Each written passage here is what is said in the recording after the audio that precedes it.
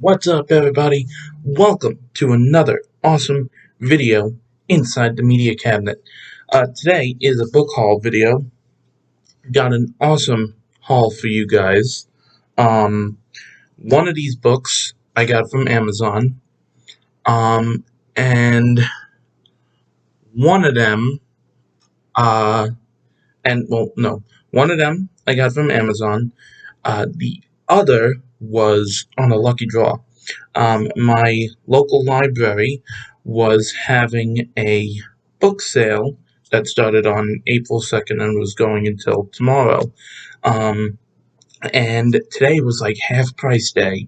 So all these books, except for the one from Amazon that I'm going to show you guys, I got for an awesome price. So before we jump into that, just want to say, if you are a lover of all things hard media, whether it be movie novels, video games, Funko Pops, and 4Ks, Blu-rays, and Steelbooks, make sure to hit that subscribe button. If you like anything that's in this video, make sure to drop a like. And to be notified for whenever I post a video, which usually is every Friday or sometimes sporadically in the week, make sure to hit that bell icon to know when I post a video. Before I start this video, I want to just throw out some people. Want to throw out my friend's name, Matthew, um, for Geeks Attic. Adam, he has a channel. The Paper Movies Novelization Book Club. I will be dropping all these links for their channels and the Facebook page if you want to join in the description below. So make sure to click and check those out. So first, I'm just going to show you my awesome stack. Look at that. That's an awesome stack right there. So let's jump in to our first one. This first book, I've been having my eye on this book for a while to like help continue grow the collection, and make sure to keep an eye out for on May the 4th. I'm going to do my best to do a full collection video of all the media that I have in with this topic, and this particular topic is Star Wars. And with that being said, our first book, a New York Times bestseller by Jason Fry, we have the mass market expanded edition of Star Wars The Last Jedi, written with input from director Rian Johnson. This thrilling adaptation of Star Wars The Last Jedi expands on the film to include scenes from alternative versions of the script and other additional content. From the ashes of the Empire has arisen another threat to the galaxy's freedom, the ruthless First Order. Fortunately, new heroes have emerged to take up arms and perhaps lay down their lives for the cause. Rey, the orphan strong in the Force, Finn, the ex-stormtrooper who stands against his former masters, and Poe Dameron, the fearless X-Wing pilot, have been drawn together to fight side by side with General Leia Organa and the Resistance. But the First Order's supreme leader Snoke and his merciless enforcer Kylo Ren are adversaries with superior numbers and devastating firepower at their command. Against this enemy, the champions of light may finally be facing their extinction. Their only hope rests with a lost legend, Jedi Master Luke Skywalker. Um, I have said this. I haven't really said this because I don't think I've done like shown my other Star Wars novels. These particular mass markets, I love these versions because it's literally like you have a mini poster in a book. Um, Now I know this isn't the one of the first posters for Star Wars: The Last Jedi. I know that there is a different one with like all of them on it, um, and this is the movie Last Jedi, not the Star Wars Legends Last Jedi. But I have been looking for this mass market version for a while. I know at one point I was reading like the bigger version, but I'm happy to have this one. Now the only two Star Wars novels that I have to get are Attack of the Clones and Rogue One. So Okay, so we got a lot of books to get through, but I'm still going to do the one-page preview like I always do with um book uh all my book hauls. So um I think probably for this one, I'm just gonna do the crawl. So the First Order reigns, having decimated the peaceful Republic. Supreme Leader Snoke now deploys his merciless legions to seize military control of the galaxy. Only General Leia Organa's small band of resistance fighters stand against the rising tyranny, certain that Jedi Master Luke Skywalker will return and restore a spark of hope to the fight. But the resistance has been exposed. As the First Order speeds towards the rebel base, the brave heroes mount a desperate escape. So that was just the crawl. I know I could just read the first page and everything. I'm not going to. So I just thought I'd read that. So I know Last Jedi is not one of everybody's favorite Star Wars movies.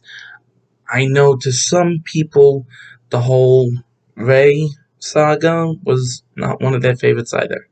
Um, I am one of those people. I did enjoy Rise of Skywalker, and of course, I love Force Awakens. Um, this one was okay. It had some good scenes and everything, and I know that there was one character that people wish didn't exist. So, but yeah, Star Wars: Last Jedi. All right.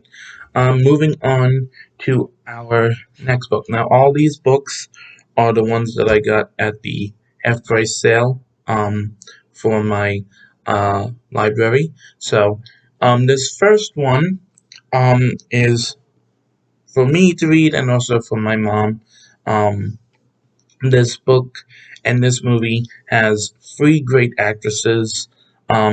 Two, for all of them, I really like, and I didn't know that this book existed, or they even made a novel for this movie. We have um, the novelization for The First Wives Club with Bette Midler, Goldie Hawn, and Diane Keaton. I love Diane Keaton. I love Bette Midler, and of course Goldie Hawn. Um, I don't think I've ever seen this movie. My mom has, so when I saw this, I had to pick it up for her. Um, so it's a big book too. It says, "Don't get mad, get everything." So um, let's see. Let's do our first page preview for this. This is by Olivia Goldsmith. Okay. Book 1, The Wives Getting Mad. Page 3, Chapter 1, Annie. Manhattan. Island of glistening dreams. Slept in the pre-dawn darkness. It was an island where dreams came true, where dreams were outgrown and discharged, and sometimes turned into nightmares. Right then, in the darkness of a May night in the late 1980s, it was an island where many women slept alone. Annie McDurgan, Paradise's bedroom, had the simplicity that took a great deal of both taste and money to achieve. For the floor was finished in an unfashionably dark chestnut color, gleaming with a dull riches, perfectly sitting off the satiny Chinese rug that rested upon it. Other than the stunning exception of the mauve and cream and sapphire of the rug, and the deep green of Annie's carefully tended bonsai trees, the room was a quiet oyster white, from the upholstered walls to the raw silk curtains and the Desmarque bedcloths. Everything about the room was immaculate, even the fire in the beige marble hearth, and burned down neatly to a fine white ash. Only the bed itself was disheveled, the duvet rocked up, pillows on the floor, under the sheets. Everything in the room was in exquisite taste. And that's where we close. So, this is going to be fun to read. Definitely gonna watch the movie. I know that they're doing like some sort of sequel to this. Like I said, I love Diane Keaton. She is hilarious. She loves wine. She loves to day drink. Um, and of course you can't go wrong with Bette Midler and of course Goldie Hawn as well. So again, First Wives Club. Next, we have the novelization. This is by Alex Irvine. I believe I have another book by him in my collection. I gotta look over. I've been looking for this one for a while. Um, and it's great to have this one. Um, this is not the original one. I did see the original one, but I grabbed this one instead. This is the novelization by Dawn of the Planet of the Apes. Um,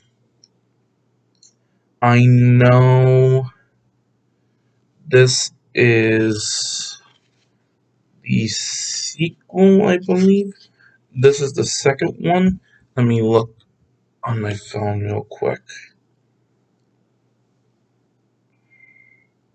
Because I think this is the sequel to this one. Because I know the first one was Rise of the Planet of the Apes.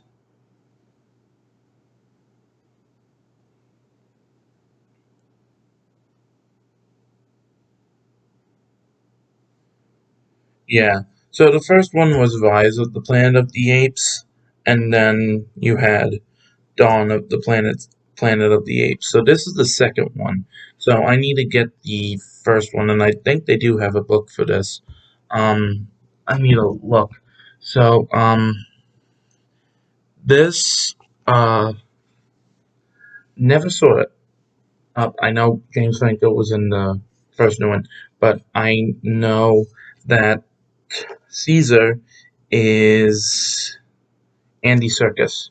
You know, who is famous for Lord of the Rings and um, Black Panther. I know many other things. Lord of the Rings. So, like I said that already. I'm sorry. But yeah, I love this like metallic embossment on the title. So, this is by again Alex Irvine, based on the screenplay written by Mark Bombach and Rick Jaffa and Amanda Silver, based on characters created by Rick Jaffa and Amanda Silver. So. I know I need to get the first one, and I will. I thought this was the first one of like the newer, like the rebooted Planet of the Apes. Guess I was wrong. Chapter 1. Thunder rolled overhead, and a hard rain fell through the upper canopy of the great trees, dripping and sheeting through their leaves into the shadowy space that stretched between the lowest branches. Still 20 times an ape's height in the ground, Caesar sat perfectly still, ignoring the rain and the thunder. Storms had never frightened him, but some of the other apes, raised under roofs and inside walls, had not lost their fear, even after all the years was the human world that had passed. But more and more of them were being born out here in the forest, where they were meant to be, free. His son, Blue Eyes, sitting beside him on the branch and trying without success to remain motionless, was one. He looked at Blue Eyes, who felt his father's glance and went still again. They waited. A rustle in the trees signaled the approach of a scout. The ape stopped, freed trunks over, his hunting paint visible in the gloom, and made a series of hand signals. Caesar nodded and looked down to where Koba waited, at the head of a troop of apes. All were armed with spears or knives. Koba himself carried a harpoon brought back. So that was just a one-page preview for Dawn of the Planet of the Apes. Definitely want to watch these ones, because I know that there's War for the Planet of the Apes and the original Planet of the Apes. And I saw a copy for the original Planet of the Apes. Don't know why I didn't pick it up. Would have loved to. Next book. This is one of my favorite movies. One of my favorites with Jake Gyllenhaal next to Donnie Darko, which I wish there was a book for that. I know this is mainly a memoir, um, but I also feel like it is a book, um, because this book was, as it says, it was the true story that inspired the Universal Pictures film, and it was originally published as a book called Rocket Boys.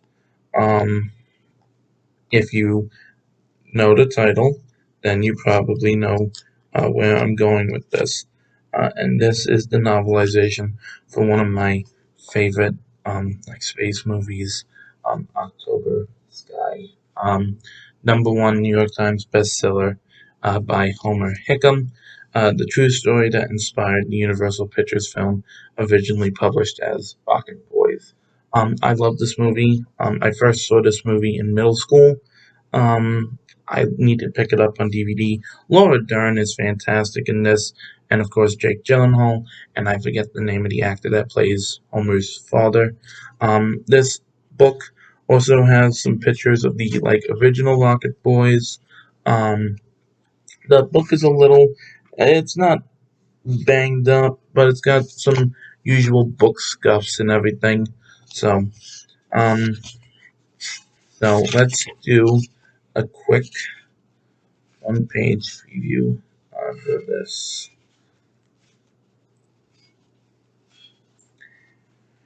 Chapter 1, Coalwood.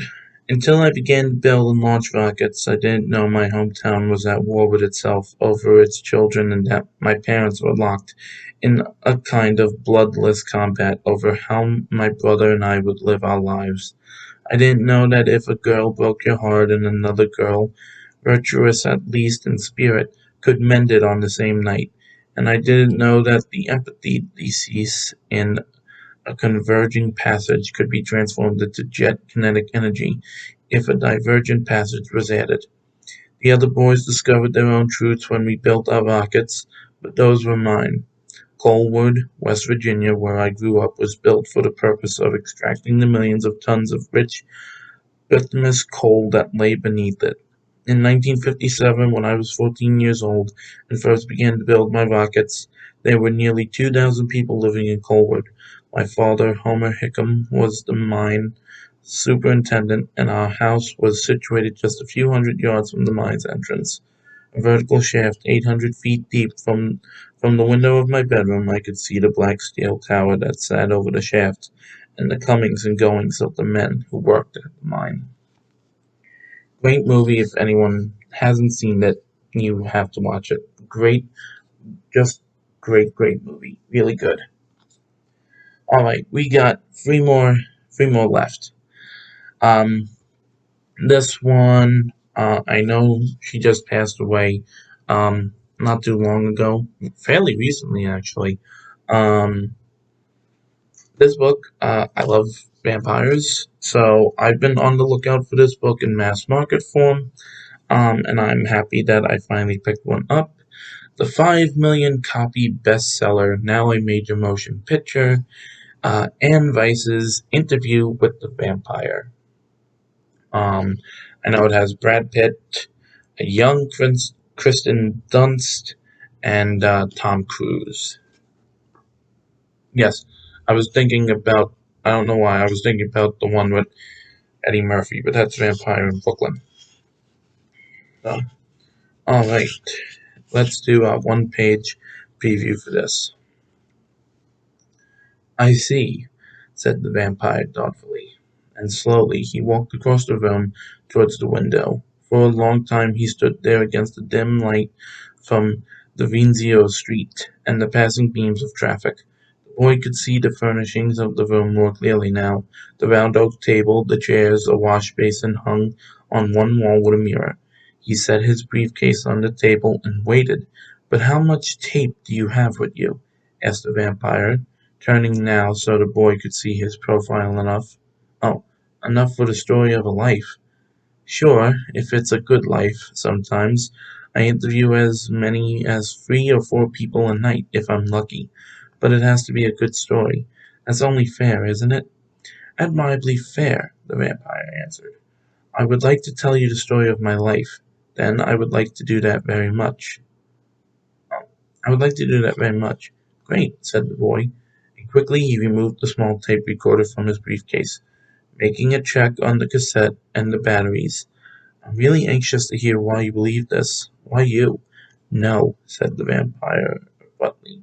"We can't begin that way. Is your equipment ready?" "Yes," said the boy. "Then sit down. I'm going to turn on the overhead light." but I thought vampires didn't like the light," said the boy. "If you think the dark adds to the atmosphere—" But then he stopped. The vampire was watching him with his back to the window. The boy could make out nothing of his face. I've never seen this movie, but I've been wanting to pick this up because I know this author was really big on the book world. So this is going to be really fun to read, and maybe I might really check out the movie. So, all right, we got two more left. I know this is turning out to be a long video. I'm sorry. Um, Now a major motion picture from 20th Century Fox, starring David Duchovny and Gillian uh, Anderson, a novelization by Max Allan Collins. We have the novelization for The X-Files, I Want to Believe, a novelization by Max Allan Collins, New York Times bestselling author of Road to Prediction, based on a screenplay by Frank Spotsnitz and Chris Carter. Um, I love X-Files. I've seen when they brought it back to Fox, I watched that. Never watched the original or the movie. And this copy looks like brand new.